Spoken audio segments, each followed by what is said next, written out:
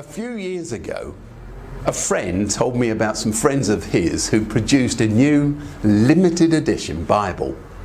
It was leather bound and it came in a very stylish box. But when you opened it, you discovered three things. First, every page of that Bible was completely blank. Second, the box also contained a tube of glue and a pair of scissors.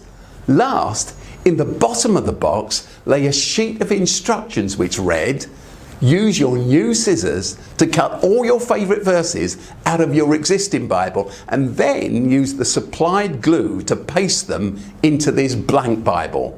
Allow to dry before using. You have my Bible." The point of this witty stunt being that in truth, this is exactly what many of us do already. We cut and paste and use the bits of the Bible we like and avoid the rest. William Tyndale was the great 16th century English Bible translator who was a contemporary of Martin Luther. He's famously quoted by John Foxe in what we call the Book of Martyrs as declaring to a priest who was visiting his local parish church in Gloucestershire, "If God spares my life, I'll cause the boy that drives the plough to know more of the scriptures than you do." Tyndale was appalled at the poor understanding of the Bible, which wasn't readily available in the English language, even amongst the clergy. And he was gripped by an idea. The idea that a printed Bible in English should be easily accessible to ordinary people. And so he made it his goal to create one.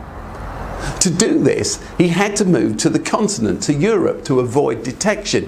English language Bibles were outlawed here. But by 1526, he produced his first full edition of the New Testament, which he soon began smuggling into England and Scotland. Incensed by this, church leaders here began publicly burning them. And then in 1529, Cardinal Wolsey condemned Tyndale as a heretic. Eventually, in 1535, Tyndale was arrested in Antwerp and imprisoned in a castle just outside Brussels. The next year, he was tried, condemned to death, and then publicly executed. But amidst all this horror, this brave man's final words were a prayer: "Lord, open the King of England's eyes," which extraordinarily was fulfilled just a couple of years later when the Great Bible, the first authorised edition of the Bible in English, which was commissioned by none other than Henry VIII, was produced to be read aloud in church services of the Church of England. So here we are, almost 500 years later. The Bible is mass produced now. We've made it accessible, fast, convenient and easy. It's on paper and online.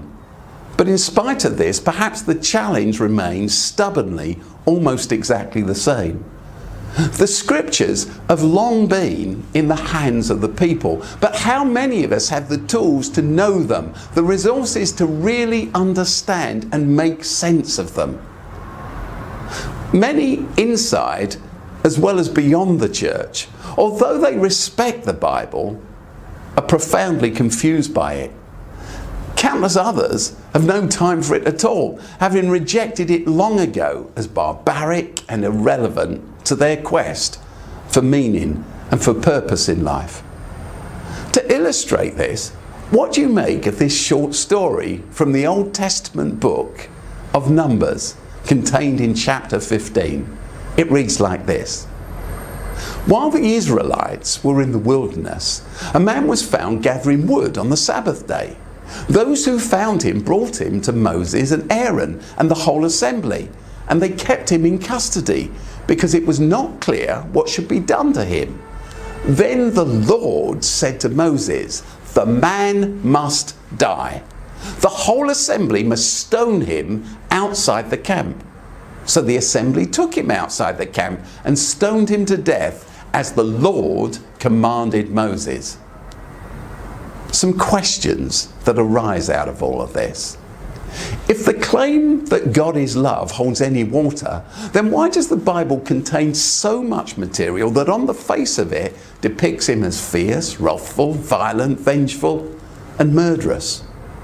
Why does the Bible so often report God as supportive of a justice system filled with oppressive measures? What about the various rounds of brutal genocide that it tells us were initiated at God's command?